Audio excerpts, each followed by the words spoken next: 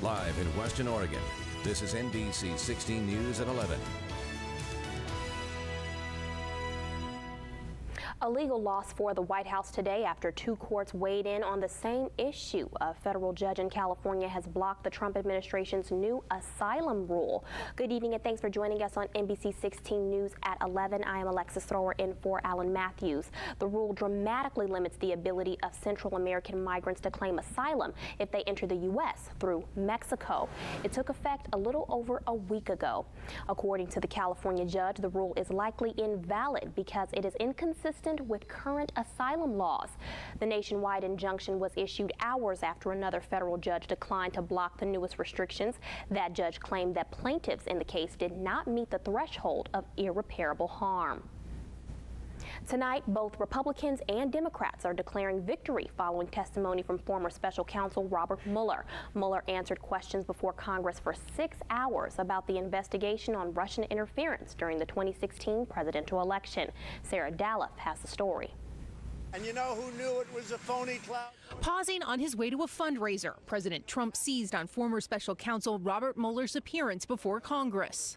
Robert Mueller did a poor job. It was devastating for the Democrats. During 6 hours of testimony, Mueller dismissed the president's claim his report cleared him of obstructing justice. The president has repeatedly claimed that your report found there was no obstruction and that it completely and totally exonerated him.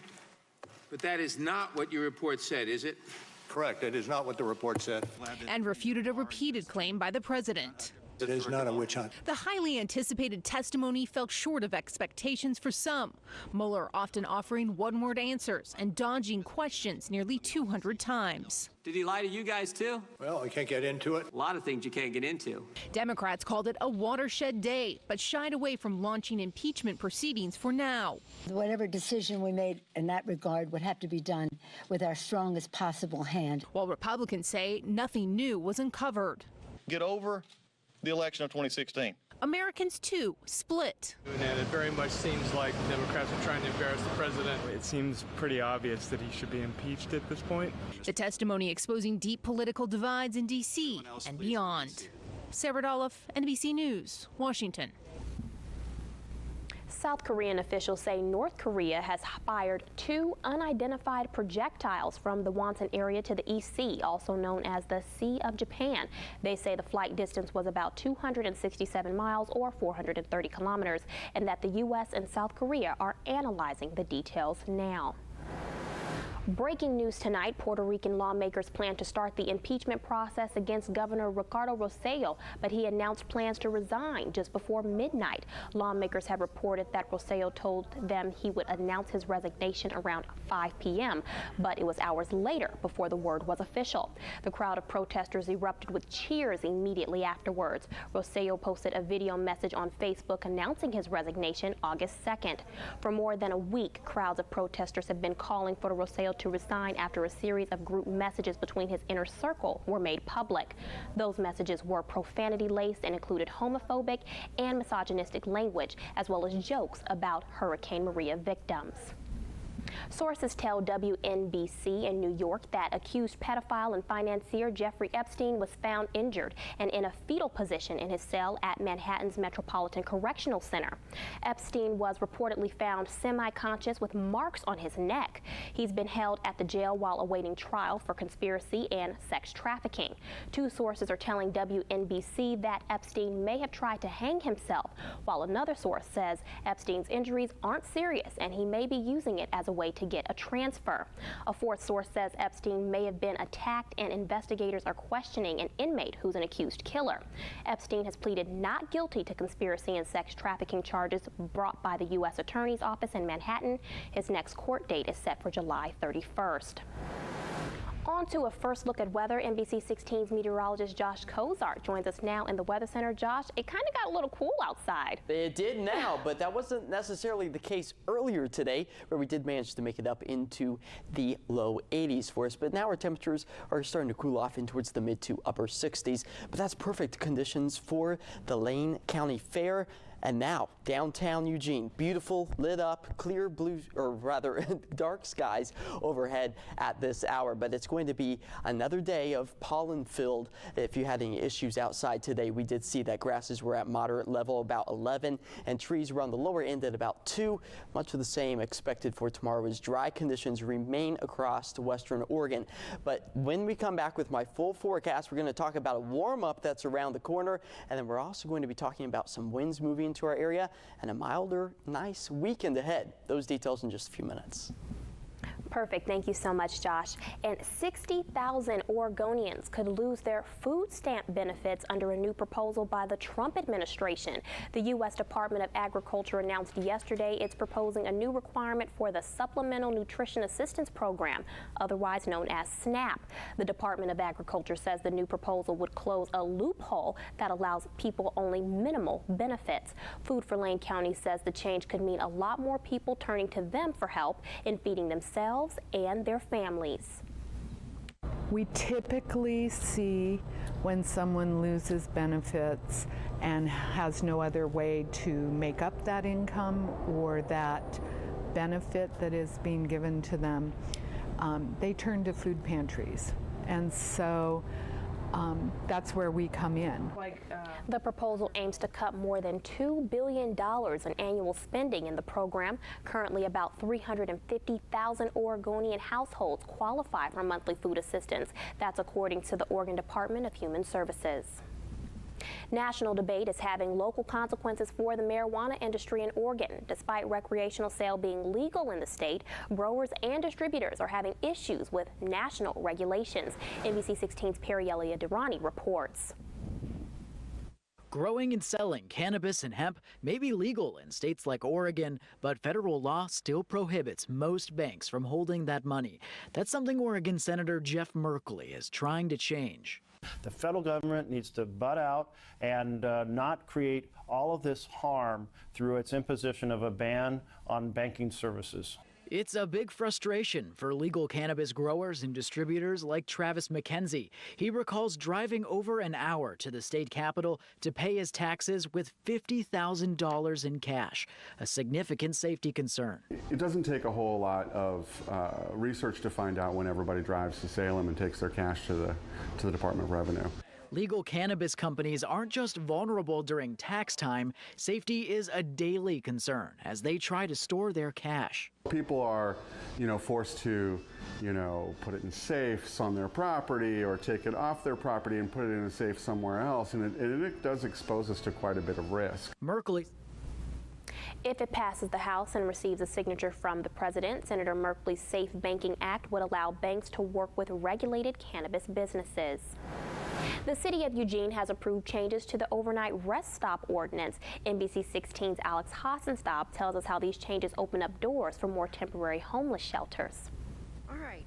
It was a 5-2 vote from the Eugene City Council Monday to approve changes to an ordinance on overnight sleeping rest stops. And it passes. Thank you. Rest stops are places where people can legally sleep in small living spaces like tents or huts. Reagan Watchus, policy analyst for the city of Eugene, says the city made 3 major changes to the rest stop ordinance. One removes requirements that groups in charge of the rest stop pay for the garbage, restrooms, and supervision. Which essentially allows the city to pay or contribute to those costs if it chooses to do so in the future. Nathan Showers co-manages Nightingale Hosted Shelters, one of 4 rest stops in Eugene. We got 16 huts here. He says if the city offered to help pay for trash and restroom services, he would gladly accept. Because that's one of our biggest costs to run and manage these camps is bathroom and trash. It's almost $400 a month. Another change removes restrictions on where rest stops can be located in relation to residential areas and schools. That's the reason Councilors Betty Taylor and Mike Clark gave for voting against the changes. I feel a certain duty to represent my constituents, including meetings with 300 people there in very loud opposition to the idea. But Nightingale already has residential neighbors. Showers says so far they have a good relationship. Actually, a lot better than they all thought it was going to go. Watchus says the city council would look at any potential impacts and hear public testimony before approving any future rest stops. Establishment of a rest stop doesn't happen overnight. It still goes through a process. The final change removes language that says only government, nonprofit, religious, or business organizations can run a rest stop. Now anyone with the space is eligible to start one. We need more rest stops. I got a waiting list that's over 40 people that I wish I could have in here. With the changes, Shower says there's a greater possibility more rest stops will open. I'm Alex Hassenstab reporting. The city does not have any current proposals for new rest stops. A new tax approved by Eugene City councilors to build up local affordable housing takes effect now, but exactly how the new tax money will be used is still up in the air. Eugene planners say traditional funding sources for affordable housing needs have declined over time. That's when the council came up with the construction excise tax. It's a tax on new commercial and residential housing construction in the city. Developers in the first year are charged 1/3 of 1% of project value and 1/2 of 1% in year 2. Money from the tax then goes into an affordable housing trust fund. I think help with down payment is important, but help with first and last month's rent is crucial if people are without housing. Yeah, it's not going to be a huge amount of money on its own, but some of the options in here provide for the opportunity to leverage this money with other sources of funds. To cushion the blow to developers, the city will offset the tax cost by an equal amount of savings on the infrastructure fees they pay on a development. That's for the first 2 years of the program. Coming up next on NBC 16 News at 11, family fun is happening all around Oregon with the Lane County and Coos County Fair going on this week.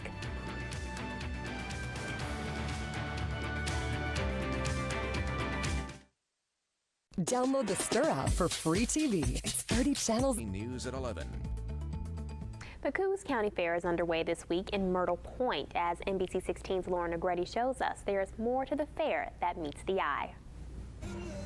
With more than 100 years of history, the Coos County Fair in Myrtle Point contributes more than rides and animals to see. It lets people know where Myrtle Point's located on the map, and I'm sure and I hope that they do while they're here, that they take a stroll through our town and just see the different businesses that we have. I know our motel is full. And the fair gives the local economy a shot in the arm. The fair, which is self-funded, also puts money into the pockets of students. Last year, the auction made more than $500,000. They decide which one looks the best, and some judges have different opinions. You have to raise your lamb to where you think that it is, and then you have to show it in front of the judge and see what they say about it. Over her 4 years, Morgan Miller has won $7,000, money for her college fund. As much as I can get for college, it's a big help. I don't think I could do it without this project. The Coos County Fair runs all weekend through Saturday, and the auction is 1 p.m. on Saturday. Reporting in Coos County, I'm Lauren Negretti. It's a sure sign of the summer as the Lane County Fair kicked off day 1 today of a 5-day run. They are celebrating over 125 years of bringing entertainment to our community. There are an endless number of rides, food options, and several concerts at the fair. A representative tells us there is something to do for people of all ages. For me, it's all about the families. I mean, I love to people watch. We work on this year round, and so to watch it all come to fruition is a huge success for us. We love seeing all the happy families, and we all like to eat some fair food, that's for sure. Fair hours are Wednesday through Saturday, 11 a.m. to 11 p.m. and Sunday, 11 a.m. to 8 p.m. For a chance to get in free, you can bring 3 cans of food or non-perishable goods on Sunday. If you would like to purchase fair tickets, you can visit their webpage at thefair.com or at the door. Turning to weather now, NBC 16's meteorologist Josh Cozart is standing by for a look at what's coming up in your full forecast. Hey, Josh. Hey, Alexis. Well, tomorrow's going to be another good day to maybe head off to the fair and eat some of that fair food. But you'll want to pack the water and also the sunscreen, as well as temperatures are going to warm up to summer-like conditions. Those details next.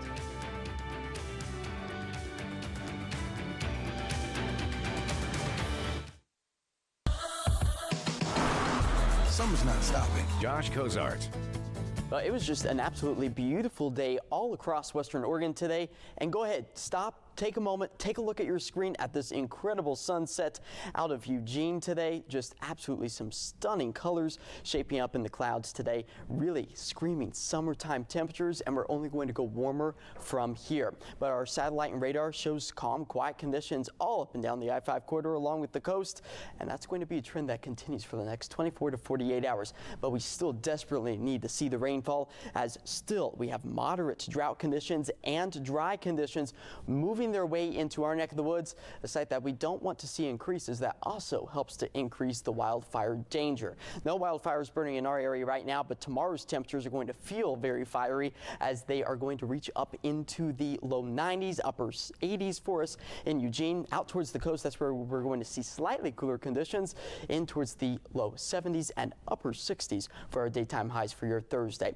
But we do have another storm system making its way into our area, so we're first going to be clipped with this little bit of a warm front. That's going to help to crank up the heat. Mother Nature really turning on the summer sizzle for us. But as we always typically do have, following right behind you is going to be a cold front tracking its way to the east. Counterclockwise rotation with this. That's going to bring in some cooler conditions into our neck of the woods, as well as a few cloud coverage starting to make their way into the coastal areas. You can kind of see a better image of that here as we make our way through Thursday, Friday morning or so. Just going to be sunshine through the valleys, but out towards the coast again. Friday we'll start off with some of those clouds, and then we'll really start to clear things out for us. But boy, it's going to be a scorcher out there tomorrow. 87 degrees expected for Eugene, Roseburg at 91, but out towards the coast, slightly more milder conditions for us. And then for our extended outlook, get ready for it, because the sunshine is in abundance for us. Breezy conditions as well as we make our way into our Thursday for the Willamette Valley. Again, temperatures in the mid-80s. We don't start to cool off slightly until Saturday and Sunday, but hey, I still think that that's a pool weather day. And then out towards the coast, sunshine, yes. Although we are going to see maybe an increase in clouds on Friday to start off your day. Partly cloudy skies will follow behind, temperatures in the low 70s for us. And then finally out towards the Umpqua Valley, yep, you guessed it, more sunshine, breezy conditions as well. So it's going to make that 91 degrees tomorrow feel maybe slightly cooler as we start to see some of the warmer air make its way back to our neck of the woods. Wow. Very, very nice. Nice. Well, we talked about it earlier, but you're for sure going to the fair, because we're going this weekend. It's on my to-do list. We'll see if I actually make it there. Oh, well, Daniel, our director, he knows we are set to go to the fair on Saturday. So come and hang out at the fair with us, you guys. And now we are joined with Hayden Herrera in sports. They have pig racing. Pig racing. I mean, I should cover that for our sportscast. Yeah. You should. That would be fun. We'll think about it. Yeah. That would be fun. But as for today, we're going to cover actual sanctioned sports. Next week, they'll be putting on the pads. But this week, they're facing the cameras. Hear from the Ducks and Beavers from Pac-12 Football Media Day in Los Angeles after the break.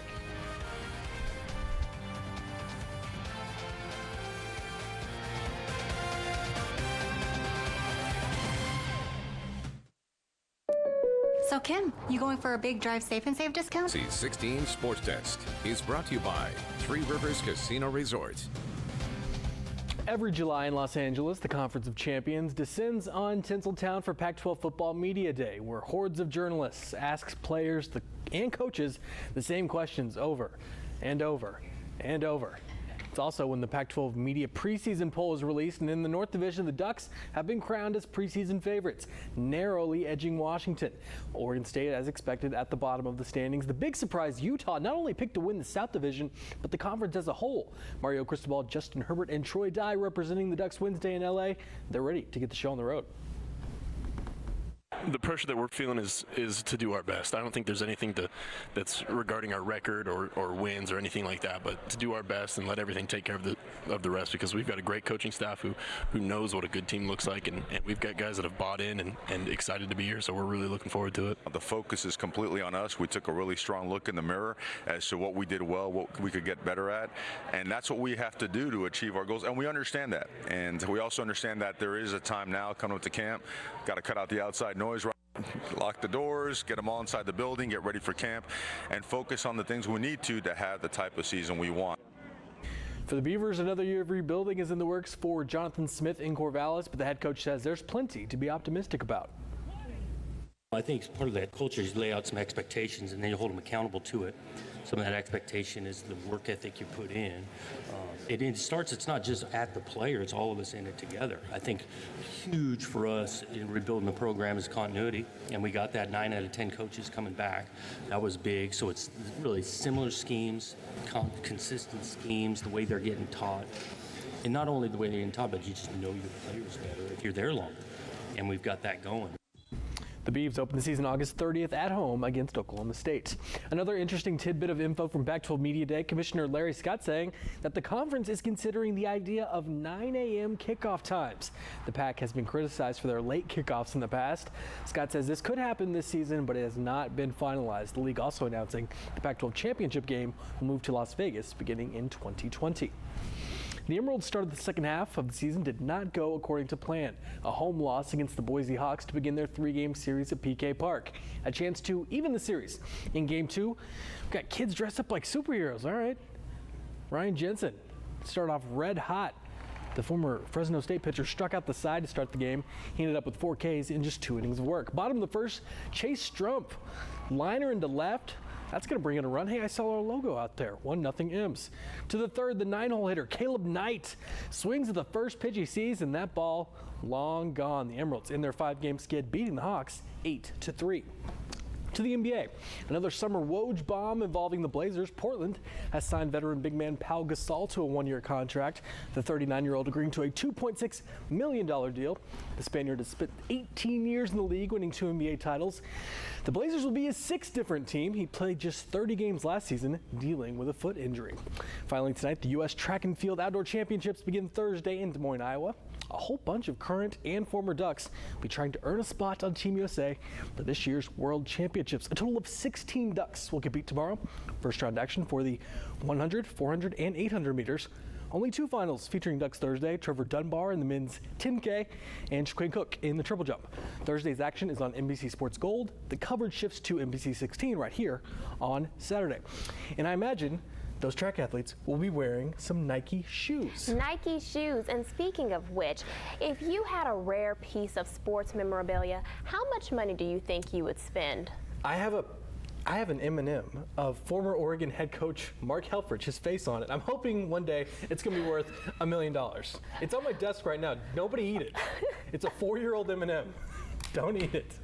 I have like those Hershey's Kiss, so are they worth anything? That's pretty old. They're not worth anything, but I'm sure it's definitely not edible anymore. Probably not, yeah. Well, to answer that question too, when we come back, a rare piece of sports memorabilia purchased for an unbelievable amount. How much did these shoes go for? And what is their connection to Eugene? Right after the break. Dear Fun, I just can't have enough of you. Tonight, Eugene is known as the birthplace of Nike, and a rare piece of footwear recently went to auction. This is Nike's Moon shoe, designed for the 1972 Olympics trials that took place right here in Eugene, complete with the classic waffle iron print made by legendary Oregon track coach Bill Bowerman. So how much do you think these are worth? Well, a collector didn't waffle on the price. Tuesday, he snapped up these shoes for more than $437,000. The auction house Sotheby's says the shoe broke the world auction record for a pair of sneakers. Only 12 pairs were made, and this one is the only known set that have never been worn. I need to go to an estate sale here in Eugene, see if like anybody's got a pair of old shoes. Go through them, maybe there's another pair. Dare clean them. Okay, you can't. Leave them as is. Yes, and thank pristine. you for watching NBC 16 News at 11. The Tonight Show starring Jimmy Fallon is next. When it comes to your auto body repair, you do have a choice.